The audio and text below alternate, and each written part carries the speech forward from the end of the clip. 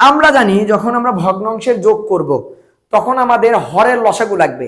আর যদি হর ছোট সংখ্যা দিয়ে বড়টাকে সরাসরি ভাগ যায় তাহলে মনে করবা লসাগু বড়টা। কথা বুঝছো? বড়টা তাহলে কত হচ্ছে 8।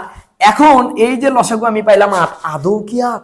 এটা আমি একটু প্রমাণ করব। খেয়াল করো, 4 আর 8 সবচেয়ে ছোট মৌলিক সংখ্যা বলো কত? 2। 2 দিয়ে কিন্তু দুটাকেই ভাগ যায়, তাহলে 2 দিয়ে দিলাম, 2 দুগুণী 4, 4 দুগুণী 8, আবার 2 দিয়ে দাও, 2 দিয়ে দিলে 2 একে 2, 2 দুগুণী 4, তাহলে 2 দুগুণী 4, 4 দুগুণী 8, আমরা কিন্তু পেয়ে গেলাম লসাগু 8।